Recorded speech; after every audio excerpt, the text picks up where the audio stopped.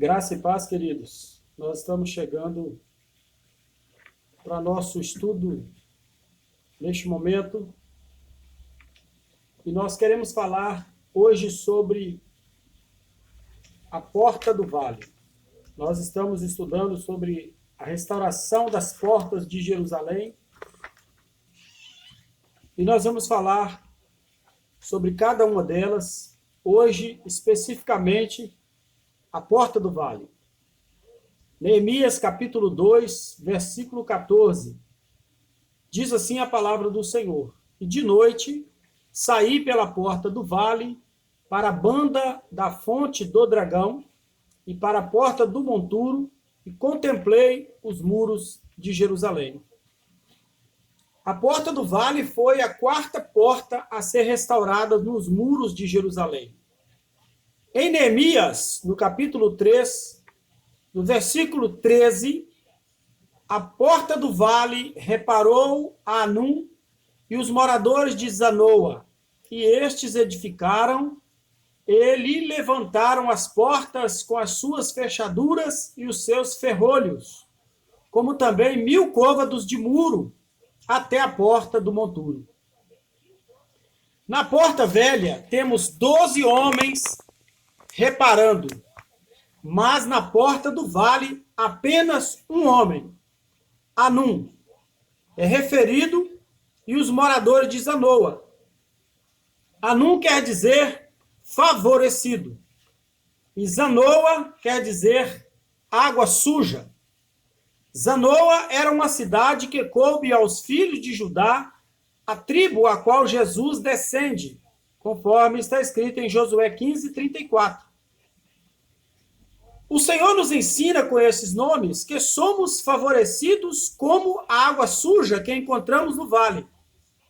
Quando vemos esta água no vale, é que damos valor à água pura que sai do trono de Deus, da água. Quem beber dela nunca terá sede. A porta do vale nos fala da vida de conhecimento mais profundo em Cristo. O que no monte recebemos como revelação de Deus, as coisas altas do Senhor, na sua palavra, no vale, é que encontramos a nossa realidade. A realidade da vida do Senhor Jesus Cristo em nós. Um exemplo disso é Moisés, que subiu ao monte para ouvir ao Senhor. Mas foi no vale que ele encontrou a realidade diante das circunstâncias. O monte representa a nossa vida de visão, e no vale a nossa experiência de conhecimento com Cristo. Na verdade, a nossa vida está dentro dos muros, mas a nossa experiência está fora, no vale. Esta porta também tem fechaduras e ferrolhos, porque Deus não vai manifestar o seu conhecimento ao mundo, mas vai nos levar ao mundo para ganharmos conhecimento dele naquilo que recebemos como ensinamento. Ele nos faz saber coisas grandes e ocultas que não sabemos, como está em Jeremias 33:3. Mas é o vale, as tribulações, as aflições, as necessidades que irão nos fazer conhecê-lo. É no vale que damos o verdadeiro fruto, como está em Cantares 6:11. Para dentro dos muros, ouvimos sobre o Deus soberano e fiel, que não muda, e é poderoso. Mas no vale é que conhecemos como nosso pastor, que não nos deixa, não nos desampara, e que mesmo que cheguemos ao vale da sombra da morte, ele está conosco. A sua vara e o seu cajado nos consolam. É no vale que nós conhecemos que verdadeiramente a sua bondade e a sua misericórdia nos seguem todos os dias da nossa vida. Vale é o lugar de grandes confrontos, é o lugar de grandes batalhas, de grandes lutas, mas é do monte que se pode visualizar como venceremos o vale. Quando nós falamos de vale, se existe vale, é porque também existe o monte. E quando nós falamos do vale, é para mostrar que do monte nós podemos avistar todo o vale, todas as suas dificuldades e todas as suas possibilidades. O vale é um lugar também de fertilidade, lugar do fruto. Enquanto na palavra, como em muitos lugares nos ensina que homens foram levados a altos montes para terem visão, a nós, a sua igreja, o Senhor também leva aos mesmos montes, como está em Mateus 17, como está em Apocalipse 21:10. Mas é no vale que a videira é plantada, junto a ribeiro de águas, para dar frutos a seu tempo. Não é o conhecimento que temos que glorifica a Deus, mas é o fruto do que damos através do conhecimento que adquirimos. João 15, versículo 8. Mas há outro aspecto da porta do vale, o tratamento de Deus conosco para não nos deixar baixar a guarda, mas para fazer baixar a nossa altivez, baixar segundo a medida de Cristo. Todo vale será exaltado, todo monte, todo outeiro será abatido, como disse o Senhor em Isaías, no capítulo 40, versículo 4. Se ficarmos apenas com o ensino, isso nunca nos trará benefício. Na continuação do versículo, ele diz: o que é torcido se endireitará, o que é áspero se aplanará. Somos endireitados e aplanados no vale, diante do Senhor, no mundo. Nós necessitamos ser endireitados, ser aplanados, sermos nivelados, baixar a nossa altivez, como diz o profeta Isaías, tornando-nos à medida da estatura de Cristo, na humildade, na pureza, na santidade. Nós necessitamos, então, ser endireitados em todas as áreas da nossa vida. E Cristo exaltado. A palavra nos ensina que o conhecimento incha, mas o amor edifica. 1 Coríntios 8:1. Se ficarmos, então, somente dentro dos muros, vamos apenas nos inchar. Mas quando descemos ao vale, quebrando o nosso orgulho, quebrando a nossa altivez, mostrando que nós não somos capazes por nós mesmos, mas dependemos da graça de Cristo, então as tribulações produzem a experiência, e a experiência produz a esperança, e a esperança não traz confusão, como diz a palavra do Senhor. Tudo isso o Senhor nos concede para conhecermos o amor que está derramado em nossos corações pelo Espírito Santo que nos foi dado. Necessitamos do vale para conhecermos o amor de Deus em nós. Necessitamos passar pelo vale para que nós possamos compreender quanto nós dependemos do Senhor. Alguns irmãos falam do tratamento de irmãos através de outros irmãos na igreja. Sinceramente, eu não consigo ver simplesmente assim. É verdade que isso acontece, mas creio que não deveria ser apenas assim. Tanto é que a porta do monturo, que nós veremos posteriormente, é para fora as coisas, as manias do velho homem, e revestir do novo homem. Como disse Jesus, no mundo tereis aflições, e muitas são as aflições do justo, mas ele venceu o mundo, e por isso ele nos livra de todas. O Senhor nos disse que é na igreja, no mundo, a igreja, o povo, teremos aflições. É assim que vemos acontecer no meio do povo de Deus. Aflições, tribulações, problemas, lutas, dificuldades. Mas creio que isso não é normal. Não é da vontade de Deus. Creio que a igreja é lugar de comunhão, de amor mútuo, companheirismo, consolo, estímulo, humildade, perdão, suporte, lugar de descanso para a alma, porque se refere a Cristo. Não podemos admitir que para crescermos espiritualmente, temos que ferir uns aos outros, desprezar uns aos outros ou julgar uns aos outros. Creio que deve ser sempre o contrário. Quando um membro do corpo sofre, todos os membros sofrem com ele. E quando o membro se alegra, todos se regozijam com ele. 1 Coríntios 12, 26. Então, temos que agir diferente no meio da igreja. Aprender a amar mais, aprender a perdoar mais, aprender a praticar mais o amor ao próximo, a compaixão. Esse tratamento vem de qualquer pessoa que faz parte do corpo de Cristo. Cuidar uns dos outros, amar uns aos outros. No corpo de Cristo, é para termos cuidado uns dos outros. 1 Coríntios 12, 25 está nos mostrando isso. E não nos mordermos uns aos outros. Porque toda a lei se cumpre numa só palavra, nesta: amarás o teu próximo como a ti mesmo. Se vós, porém, vos mordeis uns aos outros, devorais uns aos outros, vede, não vos consumais também uns aos outros. Gálatas 5, 14 e 15.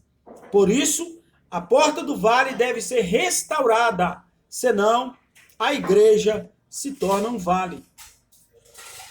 Se na minha vida não estiver pautado perdão, amor pelos nossos irmãos, por aqueles que estão passando por necessidades, por lutas, por dificuldades, por enfermidades, se não tivermos compaixão uns dos outros e não procurarmos viver uns para os outros, então não é cristianismo. A porta do vale nos leva ao vale. Ninguém entra por essa porta. Apesar do vale colaborar para que as ovelhas entrem pela porta das ovelhas, elas não entram pela porta do vale, porque tem trancas e ferrolhos. O vale colabora porque a tristeza que é segundo Deus, que opera arrependimento para a salvação, vem do vale. 2 Coríntios 7, versículo 10.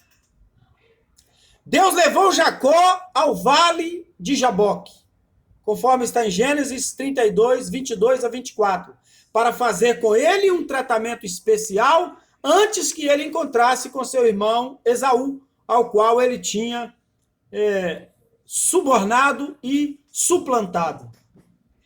Isto nos ensina que é sempre do vale que também viemos. Depois do Egito, no deserto, e depois Canaã, entrando pela porta das ovelhas, daí retornarmos ao vale, ao Egito, para sermos edificados.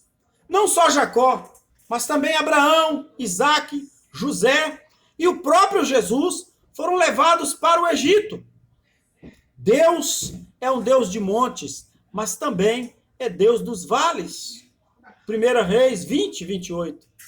Ele não somente faz que nós andemos em lugares altos, mas também nos leva a lugares férteis, para uma realidade de vida, onde verdadeiramente damos fruto. É no mundo que somos provados e aprovados, com o fim de sermos perfeitos e completos para toda boa obra, não faltando em coisa alguma. Tiago 1, 3 e 4. As experiências que temos no vale, antes de entrarmos para dentro dos muros, isto é, as aflições, as dores, as tristezas que tivemos no mundo antes de sermos encontrados por Cristo para a glória dos filhos de Deus, não tem nenhum sentido eterno. Só servem para a morte, porque a tristeza, segundo o mundo, opera a morte. Mas, quando somos membros do corpo de Cristo e saímos pela porta do vale, a experiência que nos leva se torna depois um eterno peso de glória muito excelente. 2 Coríntios 4, 17. Deus é Deus de montes, é Deus de vales, porque não aprova uma vida de aparência, não aprova uma vida de sacerdócio, de aparência externa, como sepulcros caiados, daqueles que dizem e não fazem, que atam fardos pesados sobre as pessoas, mas nem com o dedo ajudam a carregar. Uma vida que tem aparência de piedade, mas nega-lhe o poder. Confessam que conhecem a Deus, mas negam-no com as suas obras. 2 Timóteo 3,5, Tito 1,10. As suas obras são para serem vistas pelos homens. Gostam de serem chamados de mestres, mas não passam de sepulcros caiados. A porta do vale é então muito necessária, porque não adiantaria conhecermos as coisas reveladas por Deus e elas não se tornarem realidades em nossas vidas. Muitas coisas que o Senhor nos ensina só passam a ser entendidas quando nós estamos passando pelo vale na prática. Às vezes demoram anos para experimentarmos aquilo que nos foi revelado por Deus. Grande parte das coisas que o Senhor nos dá por revelação só poderão se tornar realidade quando aprendidas no vale. A porta do vale também tem um aspecto precioso para a igreja, porque depois dela, a realidade para dentro das portas, ela traz uma força muito grande.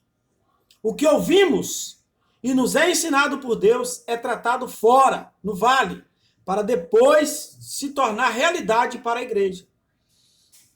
Na edificação do templo de Jerusalém, as pedras eram lavradas fora, na pedreira. Quando ela vinha, já vinha para servir de edificação, prontas para ser usado. O barulho do martelo não era ouvido no templo, somente na pedreira, como está em 1 Reis 6, 7. Então é no vale que Deus vai trabalhar na minha vida e na sua vida. A partir do momento que entramos pela porta das ovelhas, por Cristo, para a vida cristã, somos impelidos a pregar esse evangelho, a falar das grandezas daquele que nos tirou das trevas para a sua maravilhosa luz.